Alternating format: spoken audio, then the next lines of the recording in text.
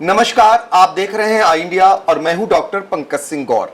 और आज आई इंडिया के स्टूडियो में जो खास मेहमान आए हैं उनका आपका परिचय कराते हैं और वो आपकी सेवा में यानी सीतापुर वासियों की सेवा क्या करेंगे ये भी आज आपको बताएंगे। दरअसल हमारे साथ जो खास शख्सियत इस समय स्टूडियो में मौजूद हैं उनमें हम बात करेंगे डॉक्टर प्रार्थना सक्सेना जी की, जो न्यूरो सर्जन हैं। इसके अलावा बात करेंगे डॉक्टर विवेक गुप्ता जी की, जो पेट और लीवर विशेषज्ञ हैं। मेदांता हॉस्पिटल लखनऊ में आप सेवाएं देते हैं, लेकिन सीतापुर वासियों के लिए ये खास दिनों के लिए सीतापुर में ही मौजूद रहेंगे। लिहाजा जो आपकी भागदौड़ होती है उससे आपको बचत होगी और आपकी सेवा कैसे देंगे इस पर भी बात करेंगे, और जो आप लोग जिस क्षेत्र में विशेषज्ञ हैं उस पर भी जानेंगे, ताकि रोग कहते हैं ना, बचाव अगर हो जाता है तो बहुत कुछ रोगों को बचाया जा सकता है। तो चलिए शुरुआत करते हैं सबसे पहले डॉक्टर प्रार्थना सक्सेना जी से। मैम आपका स्वागत है। नमस्ते। जानना चाहेंगे कि न्यूरो को लेकर अब देखा जा रहा है कि हर अवस्था के लोग पीड़ित पाए जा रहे हैं। आखिर कहाँ कमी हो जा रही है या कैसे इससे बचा जा सकता है, और आप लोगों को जो सेवाएं दे रही हैं कैसे लोग आपसे संपर्क कर रहे हैं और उससे आप उनको फौरी तौर पर उनके ज़िले में यानी सीतापुर में उनको सर्विस प्रोवाइड करें? देखिए, एक तो ये फैक्टर है कि आज साइंस और टेक्नोलॉजी के ज़रिए हम बीमारियों को जल्दी पता लगा पा रहे हैं और उनका इलाज संभव कर पा रहे हैं। तो बीमारियां पहले भी थी और लेकिन उनका पता नहीं चलता था। आजकल हम पता लगाते हैं, अर्ली स्टेज में पता लगाते हैं और उनका इलाज करते हैं। कई बार छोटे शहरों में क्या होता है कि मरीज़ जानकारी की कमी की वजह से सही डॉक्टर तक पहुंच नहीं पाते हैं या कुछ काम चलाओ दवाएं लेकर संतुष्ट रहते हैं और अपनी बीमारी का पूरा इलाज नहीं करा पाते हैं। तो इस कारण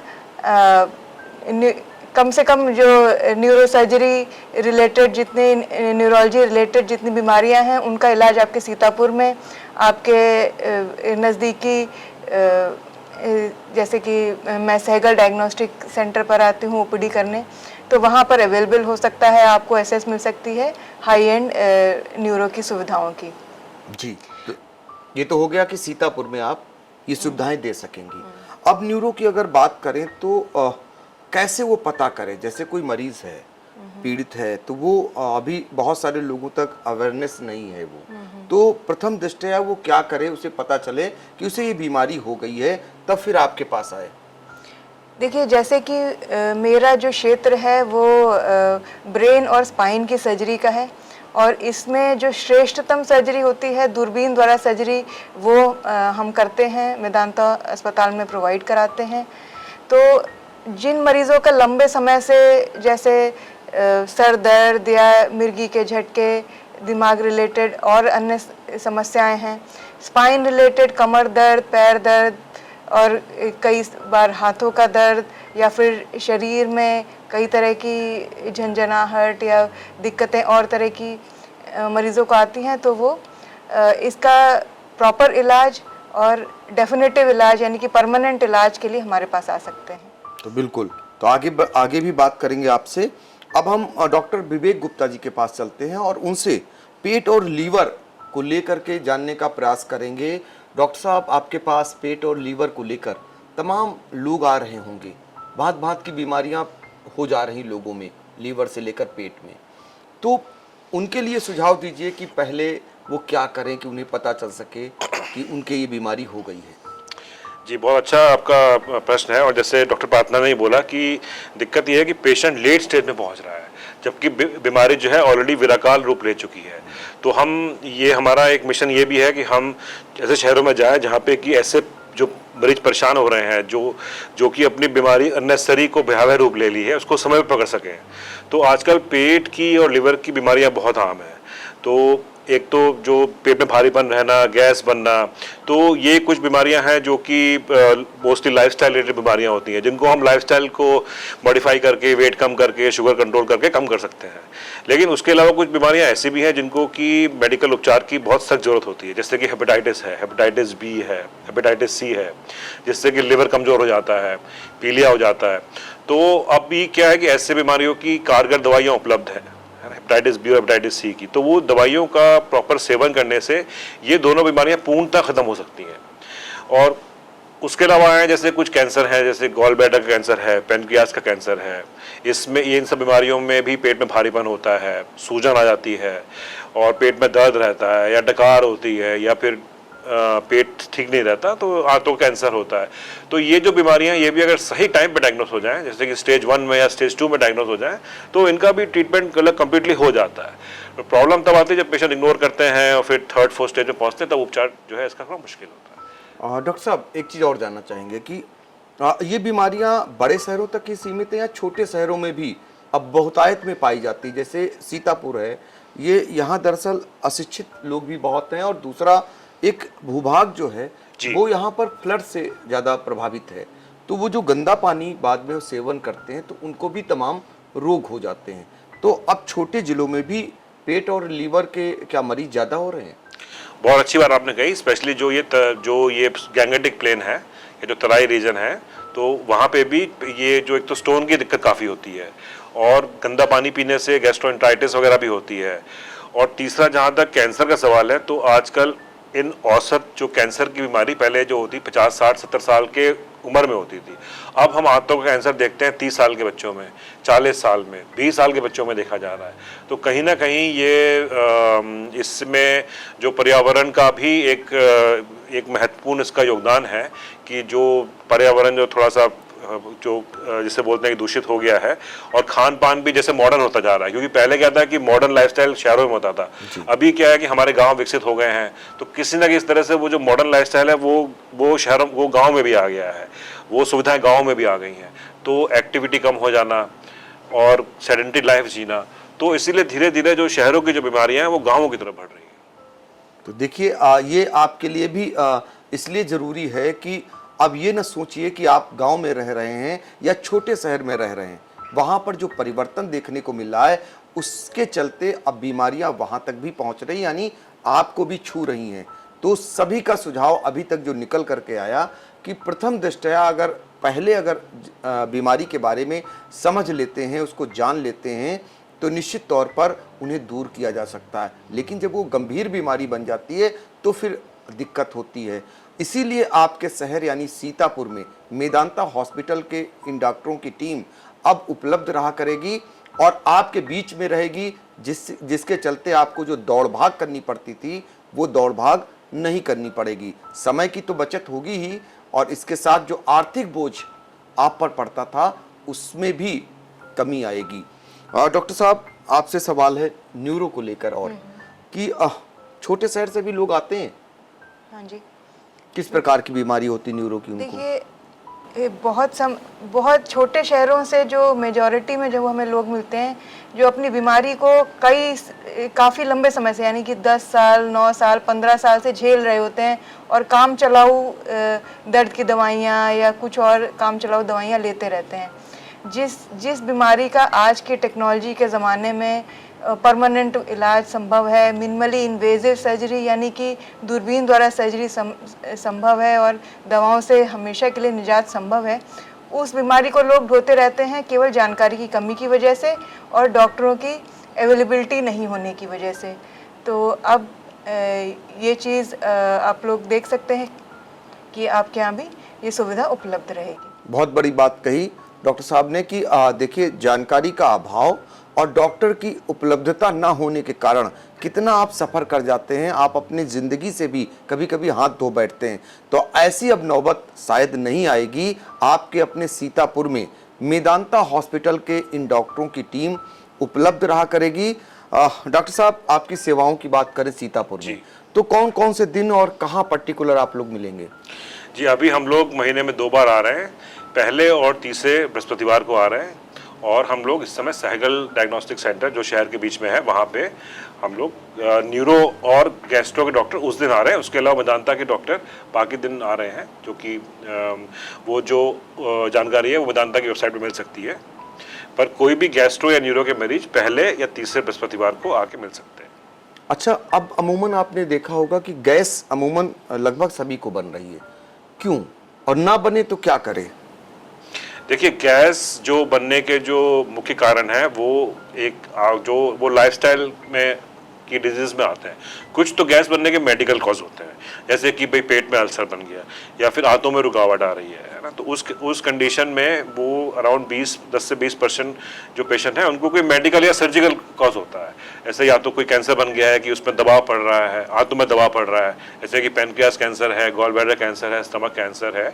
तो इस तरह के कैंसर में और स्टोन डिजीज है, गॉल ब्लैडर स्टोन डिजीज में और स्टमक के अल्सर केसेस में गैस बनती है, एक्सेसिव गैस बनती है। तो पर वो उसका एक रीज़न होता है बीमारी, तो वो हम लोग जनरली सिंपल टेस्ट जैसे अल्ट्रासाउंड है या स्कैन है या फिर ब्लड टेस्ट से मालूम कर सकते हैं।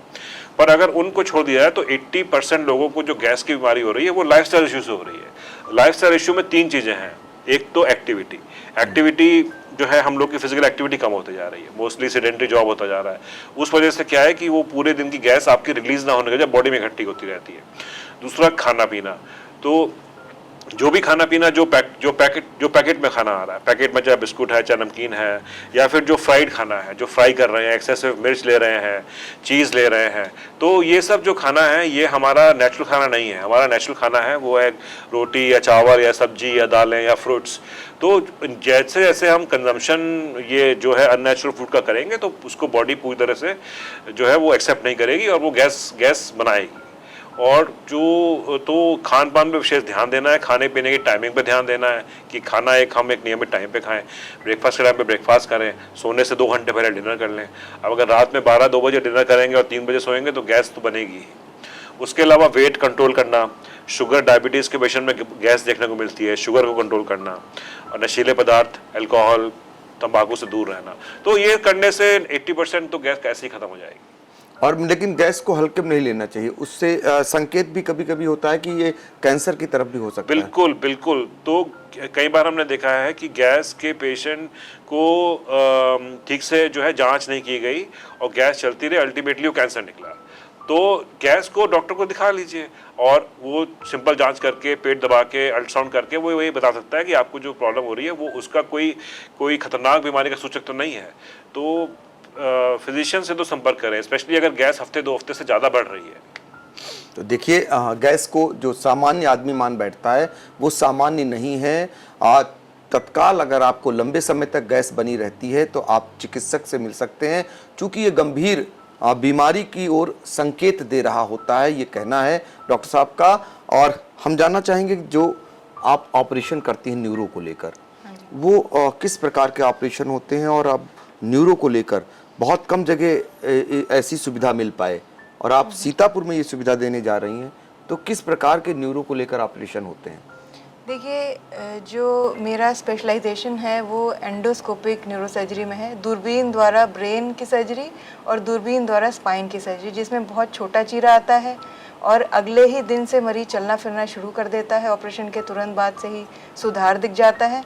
तो ये एक एडवांस टेक्नोलॉजी है जो हम ऑफ़र करते हैं मेदांता हॉस्पिटल में, और वो अभी आपको अवेलेबल हो सकती है। दूसरी चीज़, जैसे डॉक्टर साहब ने बताया है कि लोग अपनी बीमारी को बहुत हल्के में लेते हैं, जैसे सर दर्द हो रहा है और या कमर दर्द हो रहा है या पैर में दर्द हो रहा है, उसको बहुत हल्के में लेते हैं। अभी पिछले ही दिनों सीतापुर के ही 2 मरीजों का ऑपरेशन किया जो सिर्फ सर दर्द का इलाज 10 साल से करा रहे थे और उनका ब्रेन में ट्यूमर निकला। तो बीमारियों को हल्के में ना लेकर उनका प्रॉपर इन्वेस्टिगेशन कराया जाए, जांचें कराई जाएं, वो बहुत ज़्यादा ज़रूरी है।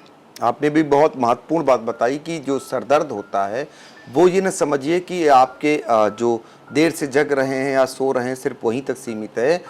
ये सरदर्द किस प्रकार से ट्यूमर भी बन सकता है ब्रेन में, इसको आपने लोगों तक पहुंचाया, क्योंकि मरीजों को ये पता ही नहीं होता है और ये पता ना होना गंभीर बीमारी की ओर ले जाता है। ये जानना चाह रहे हैं कि जैसे न्यूरो को लेकर जो मरीज हैं वो देखा जाता है कि अगर एक बार दवाई शुरू करते हैं तो उन्हें ताउम्र दवाइयाँ लेनी पड़ती हैं, क्या बीच में दवाइयाँ छूटती हैं उनकी? ऐसा सभी बीमारियों में नहीं होता है, बहुत कुछ ही बीमारियां ऐसी हैं जिनमें जीवन भर दवाइयाँ लेनी पड़ती हैं, और काफ़ी सारी बीमारियां हैं जो ट्रीटेबल हैं, जो कुछ महीने के इलाज या कुछ समय के इलाज में सुधार हो करके और उनकी दवाइयाँ बंद की जा सकती हैं, या ऑपरेशन करके जो ट्रीटमेंट हो जाता है उनका हमेशा के लिए आपको बीमारी से छुटकारा मिल सकता है। तो देखा आपने, सुना मेदांता के दोनों डॉक्टरों को, आखिर में सिर्फ आप लोगों से जानना चाहेंगे कि सीतापुर वासियों के लिए किस किस प्रकार की आप सेवाएं देने के लिए यहाँ मौजूद रहेंगी? देखिए, जैसे न्यूरो सर्जरी या न्यूरोलॉजी के कोई मरीज़ रहते हैं तो उनको हम पहले बृहस्पतिवार को ओपीडी सर्विसेज दे रहे हैं यहाँ सीतापुर में, और वो परामर्श ले सकते हैं, जांचें करा सकते हैं, और उनका इलाज अगर फर्दर ज़रूरी है या ऑपरेशन ज़रूरी है तो वो मेदांता अस्पताल में किया जा सकता है। मेदांता अस्पताल में आपको एडवांस्ड एंडोस्कोपिक न्यूरो सर्जरी की सुविधा मिल सकती है। दूसरी ये चीज़ है कि जो मरीज़ लंबे समय से बीमारी से ग्रसित हैं, उनका जांचें प्रॉपर नहीं हो पा रही हैं या इकोनॉमिकली वीक हैं, तो उनको सीएम फंड द्वारा भी सहायता मिल सकती है। बिल्कुल। डॉक्टर विवेक गुप्ता जी। जी, सो हम पेट और लिवर संबंधी सारी बीमारियों के लिए यहाँ पे ओपीडी सीतापुर में उपलब्ध कराई है, जिसमें कि पेट और लिवर के मरीजों को पहले और तीसरे बृहस्पतिवार को देखा जा रहा है। तो इसमें ना सिर्फ सिंपल पेट की बीमारियाँ जैसे कि पेट में अपच या गैस, बल्कि गंभीर बीमारियाँ जैसे कि कैंसर, लिवर सिरोसिस, या जिन पेशेंट को लिवर ट्रांसप्लांट की ज़रूरत है, या कैंसर, पेट में कैंसर हो गया है, हाथ में कैंसर हो गया है, पैनक्रियाज में कैंसर हो गया है, तो उस तरह की बीमारियों के लिए भी सारी सुविधा उपलब्ध हैं।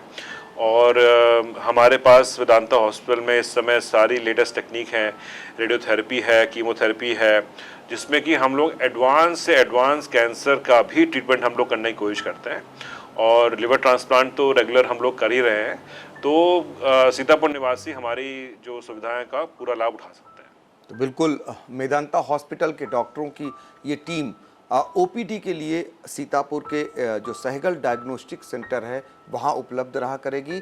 इसके अलावा अगर आपको कोई गंभीर बीमारी है या ऑपरेशन होना है तो मेदांता हॉस्पिटल में आपको ये डॉक्टरगण सेवाएं देंगे। तो फिलहाल सीतापुर वासियों के लिए ये बहुत बड़ी खुशखबरी भी है कि उनके अपने शहर में इतने नामचीन हॉस्पिटल के डॉक्टर आपके बीच में रहेंगे, यानी आपकी सेवाओं के लिए उपलब्ध रहा करेंगे। तो आप सभी का बहुत बहुत धन्यवाद। GS Singh institute of pharmacy, Parasrai, Dhondhi, Laharpur road, Sitapur. सत्र 2023-24 के लिए प्रवेश प्रारंभ। D pharm, B pharm, PG diploma in journalism and mass communication, PG diploma in computer application.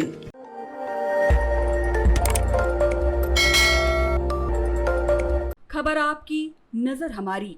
देखते रहिए आई इंडिया।